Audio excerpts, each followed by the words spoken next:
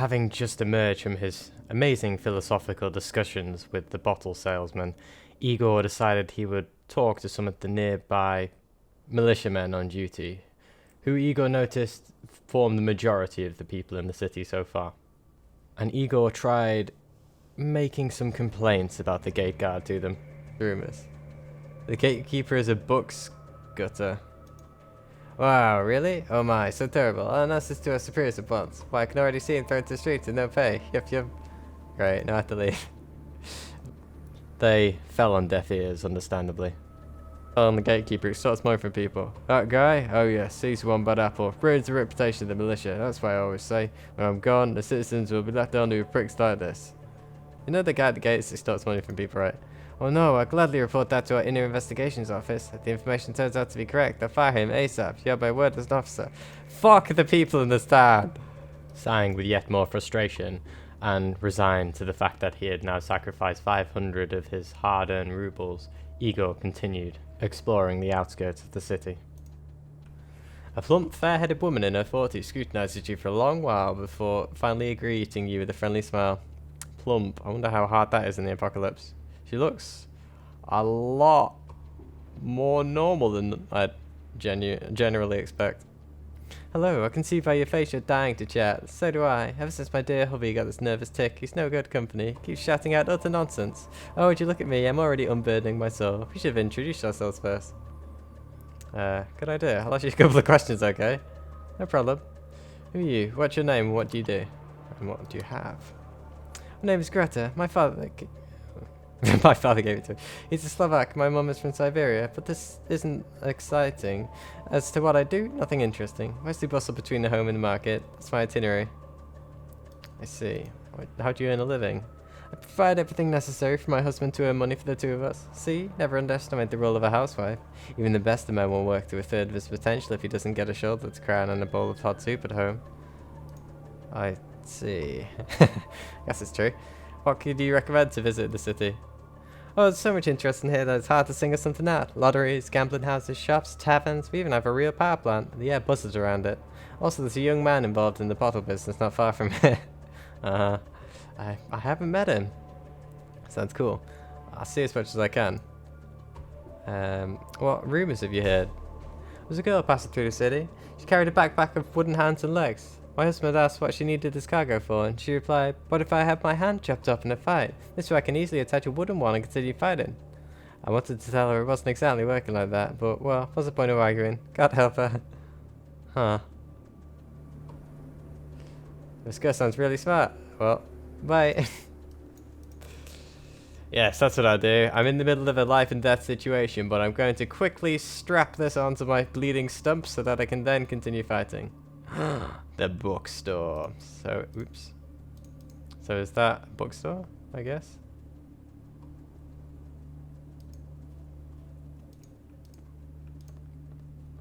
Oh, I really hope I still have that stub. Yeah, book receipt.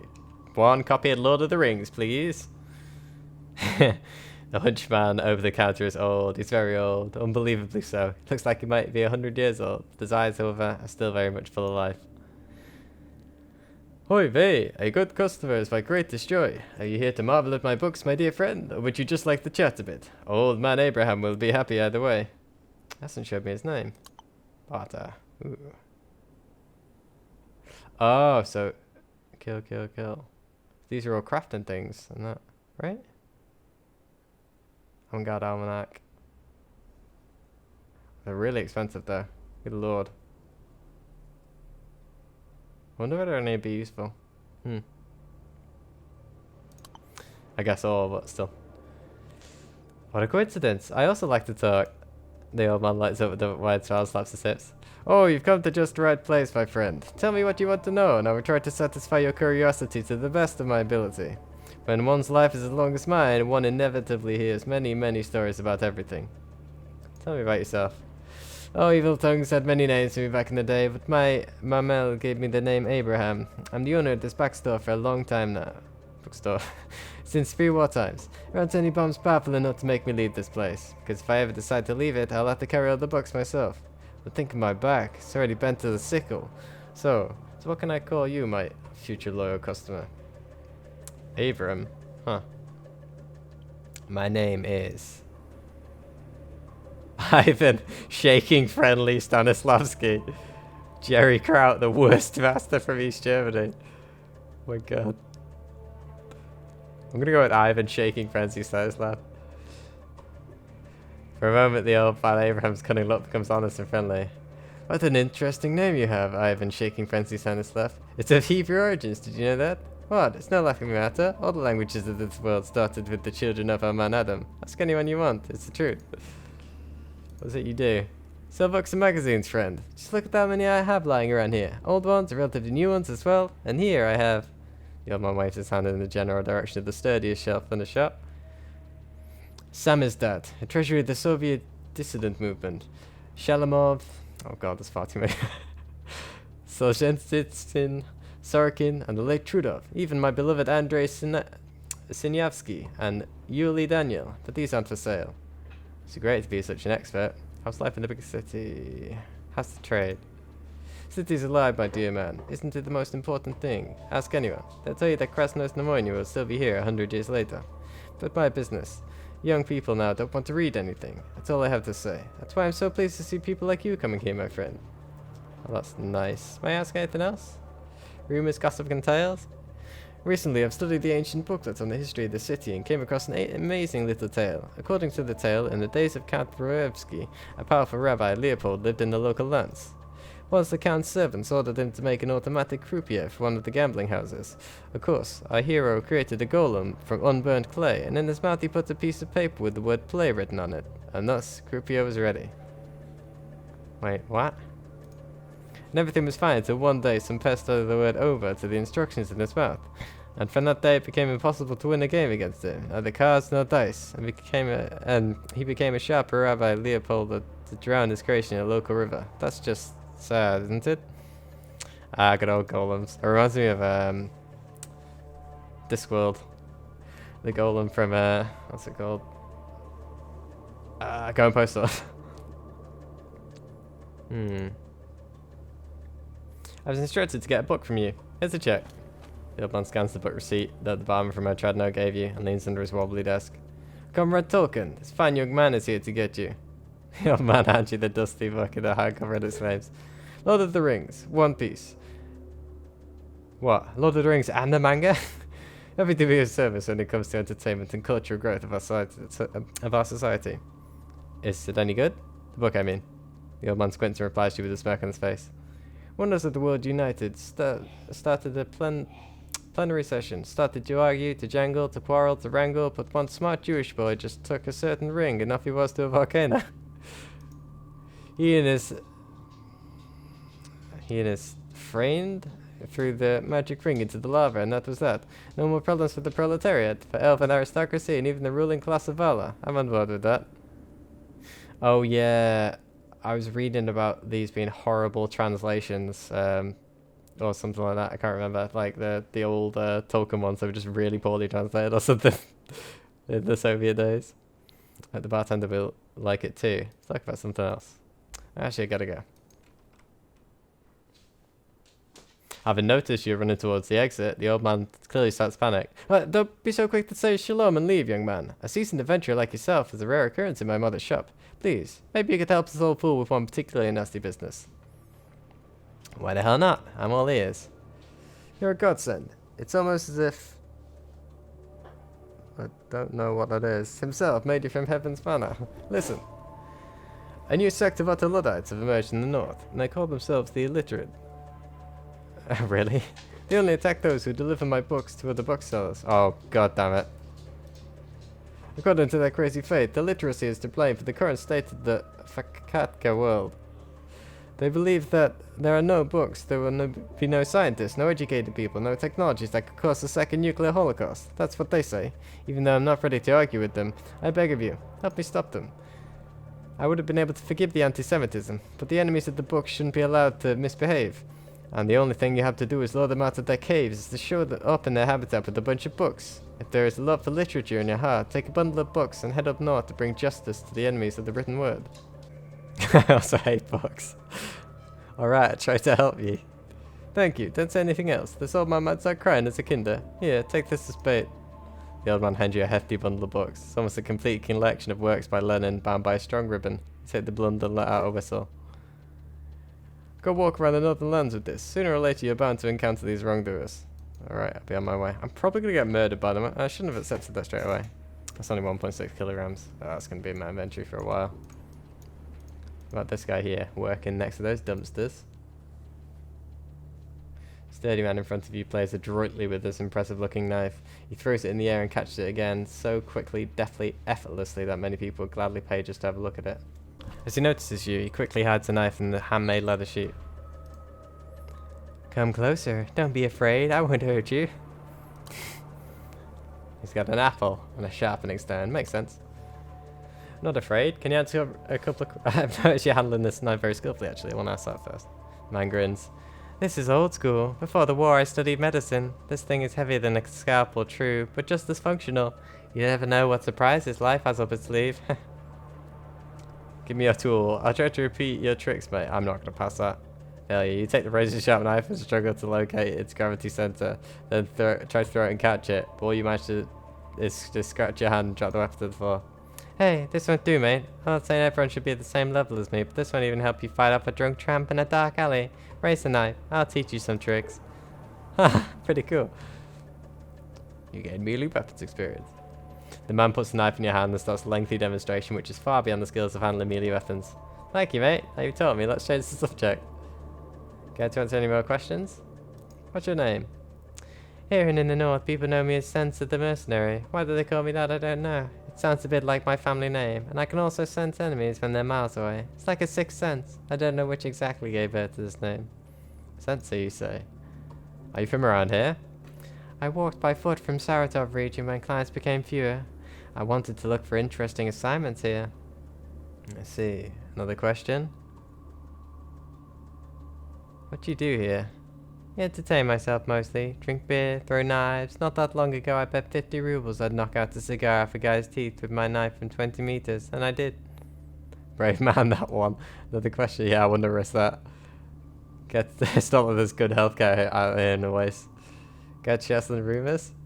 What can I tell you? Well, I've heard if you want to get to the mountain pass of woes, visit your family for example, you have to go to Fogalevka. It's the only place that has transport connection with the pass. But why would anyone want to go there in the first place? The mountain pass of woes. Huh. Thanks for your advice, better go there. You learn something new every conversation. Wait, I didn't think I clicked on you for that, but okay.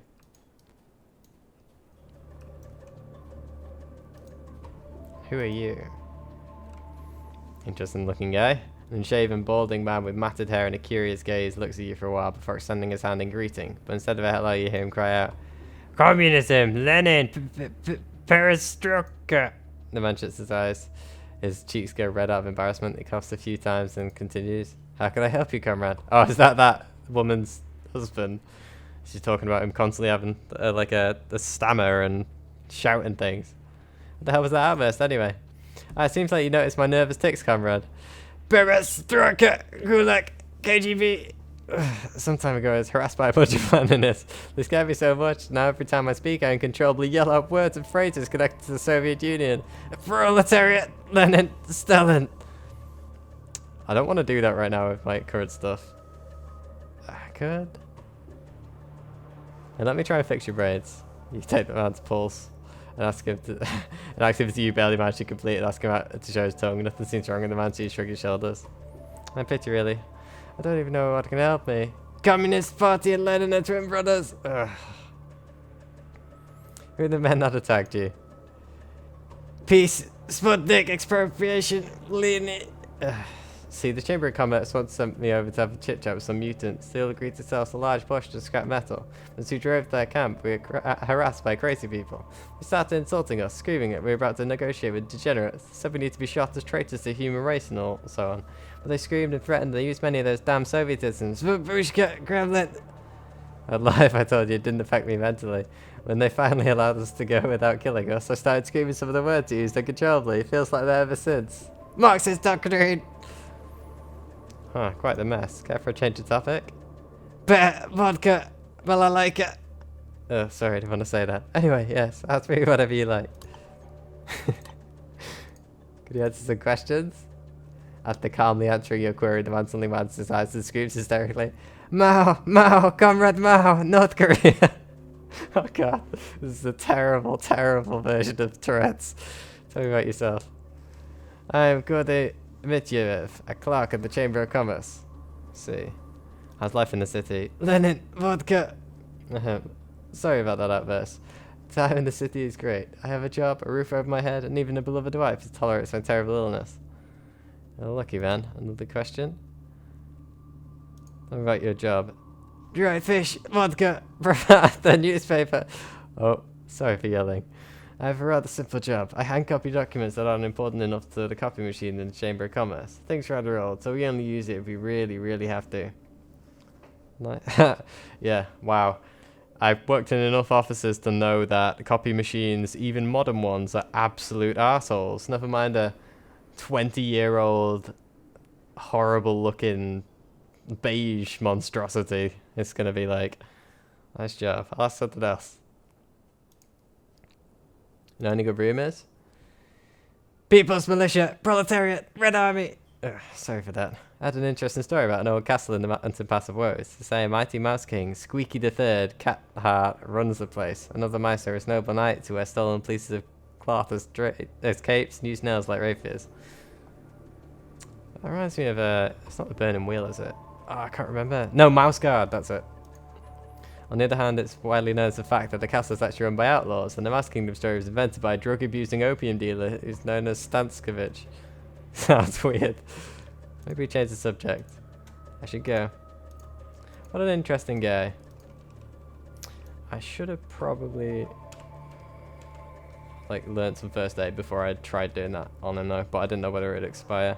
I know, it seems first aid's used for quite a few things. I do have 4 skill points left. I'm gonna hold off for now. Guess I can't go in there? Oh no. Where's this place? Ooh, a weapon shop? The muscular man stands near the counter. He's happily repairing a piece of worn, bloody armor. Upon seeing you, the craftsman widely smiles. Hello there, Roma. Welcome to my little shop. Armor for any kind of taste and any kind of wallet. From the most simple ones to the pure works of the armor-smithing art. I can see you're a man who's been to places, so I bet you know the important role of good armor. How can I help you? Hello, great store you got here. Can I have a look at your wares more closely? Oh, flight helmet. Looks badass. Leather breastplate. It's not that much, to be fair. Flight helmet only gives stealth. It's not good. Leather breastplate's pretty nice. Don't like the dodge, but there's some decent damage threshold.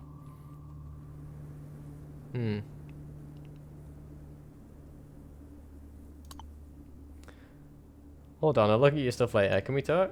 The trader rubs his tired back and gets it into a more comfortable position at his stand. Looks like he's a sucker for a good chat. Why not? What's bugging you? The stuff. How's the trade? It's pretty good, actually. My wares are popular. You can't get anywhere in the Waste without some good armor on you. It can only take one bullet to make you ask for a coffin maker. And my quality is superb, so all the clients I get return to me after a while. I do need to do a lot of repairing, though. Trader nods at the armor piece he was repairing earlier. Doesn't sound like a boring job. Tell me about yourself, man. There's a lot that needs telling. I served as an ensign in the army. I was in charge of providing supplies to my division. The job taught me to use my head pretty well. After everything fell, I started trading. Good thing I had a supply to start with, and now here I am, in my store, owning a business that actually keeps me afloat. Must be a true calling if you've managed to find success in this field. What's the city all about? How are things in Krasnostamonye?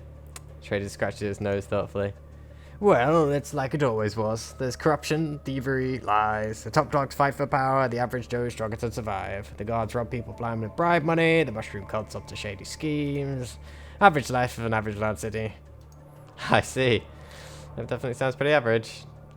Maybe you heard some interesting rumors? Ah, there's a story, alright. I think it a mere legend, but I know it to be true, since I witnessed it with my own eyes. The trader gets close to you and lowers his voice to a whisper. Right before the bombs fell, a strange gizmo was brought to the base I served at. Highly secretive stuff. The KGB and even Spetsnaz were all over the place. Me and my men were sent to watch the perimeter, and that's when I saw it. Hello, computer.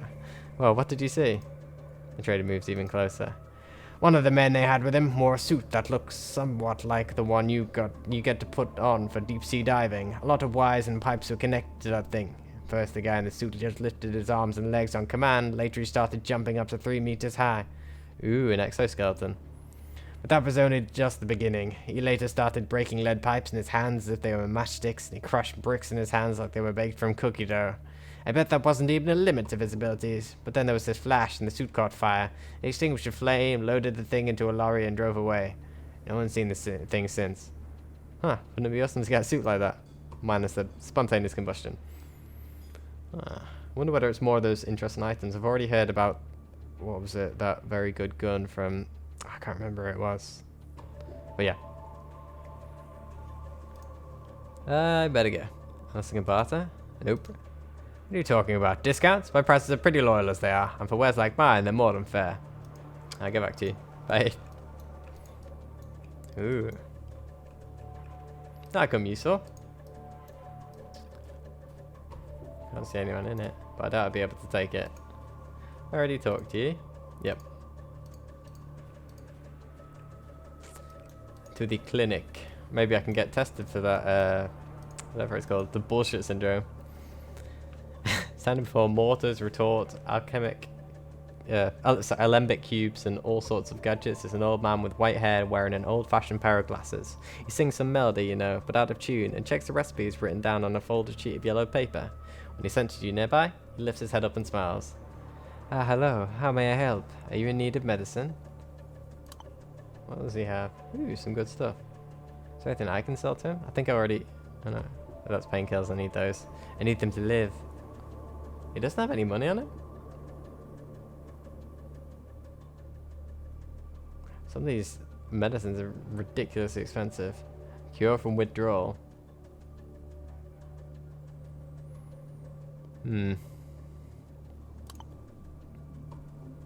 Wanted to ask some questions. Okay, sure, just you ask. Have you seen a lot of lands? Tell me about them. Yes, you're right. I've traveled many lands, so many settlements, big and small, each of which is survived by its own set of rules. I've seen massive archaeologies that grew straight out of the sands, brave little villages, and harsh, militarized cities. Without any big government, the people went such different ways. But at least some of them turned out to be the correct ones. Yeah, it'd be great if people would not go extinct. Another question? What can you tell me about local lands? I know places where people survive in small packs with no authority. I also know places where the authorities are despots and need to be obeyed till the day you die behind a plough. Imagine how happy I became when I found Krasnoye, a place where there's just enough authority and individual freedom for a man to live a good life. The city is really dear to me. I hope it never shifts. Ah, the golden middle, am I right? Never thought Krasnoye that way. I guess it could be worse, to be fair. What will we do when the pre-war meds are all used up? The work that university cities are doing right now will return the ability to create complex chemicals to people all around the world in due time. But before that time comes, the populace will have to rely on people like me who create remedies and salves and mushrooms, moss, and something as simple as your average beetroot. Really? They was thinking beetroot was completely useless. The question. My character does not like beetroots, it seems. Where do you pick the plants you need for your recipes? I buy some of them at the local traders. I gather some myself. The main thing is to pick the right herbs and have good chemistry knowledge. I am making medicine after all. Any error might turn fatal and cost my patient his or her life, and to me, my license. You need a license to practice homeopathy. Huh. Well, at any rate, it is something that is useful, I guess. That's why I should be careful. I really should get ready to road. I need to go. Stuff that could go seriously wrong. I would not like to be that guy. They do say the only difference between a medicine and a poison is dosage, don't they? So only a couple more buildings and then I guess off to the Centre Krasnoye. Some guards to talk to too. What is this place anyway? It looks kind of like a hotel or something. Something weird's going on inside though. Or at least whoever's oh yeah, does look quite a bit like a hotel. I guess, or just general living quarters for the... Oh, is this the barracks? Hello, sir. You see a surprisingly decent man in simple but neat, clean clothes. He strolls around, whistling under his breath. As he sees you, he stretches out his hand with a friendly smile. He has nothing on him. Sergei Maslov, veteran. What can I do for you? Indeed. What can you do for me? That depends on the event you need me for. In the kindergarten, I can talk about war. At the reception, entertain the guests. At the Merchants Guild's party, talk about the importance of teamwork. If you train mercenaries, I can share my combat experience. A man like me will be a GM of any gathering. Huh. I don't want to organize events, just want to have a chat. I'm quite a busy man. Any day now I'll be giving a talk at the Chamber of Commerce, then teaching the guards some tactical maneuvers. Be sure, if you have any truly important questions, I'll answer them gladly. Well, sounds like an interesting guy. And a talkative one as well. Where'd you get your money apart from your performances? My main source of income is pension. Wait, in the apocalypse? It's hard to believe, knowing who I am, but I had to knock on all the doors in the governmental bunker to get it. The Chamber of Commerce has no respect for my great deeds, nor the great country I represent, but I taught them some respect. So now I have enough for a modest living. Well, for everything I need, really. I got you. Well, I should probably start checking on my pension in the game. Be good having a source of rubles for the rest of eternity. Or at least until I die, anyway. How's life in Krasnostamonia? Well, since I taught the local government respect and sense of duty to the veterans, the country's heroes, my life's got tolerable. My former comrades in arms now tried to taint my name, but they conveniently forget it was I who pressed the government to issue pensions for the members of the last war. Now, do they mean the last war is in the last one, the one that ended all this? Or, because, I don't, was there... Yeah, I guess I don't know whether there was any combat on the soil, I just know there were nukes in, 1985. So shrewd. What would you say about the political situation? I'm a humble old warrior. I'm used to serving people by heroically rebuffing enemy attacks on the battlefield. Battlefield there. But as soon as I have a chance, I'll make myself a candidate for entering the Chamber of Commerce. People who govern it now will be the death of us all, later, if not sooner. Yes, if they keep poking at them, they might end up in a bad position. Can't share some rumors? There's another veteran in the city, but he's not like me, more like an anti-veteran. A veteran of the criminal group Death. He's tried to persuade me a couple of times that his former cronies are planning an attack on the city. Personally, I don't believe him. A thief and a gangster always remain a thief and a gangster. Wait. So he's trying to tell you a couple of his dudes are planning an attack on the city and you're not listening? But why? Sounds like useful stuff. Okay, what do we have?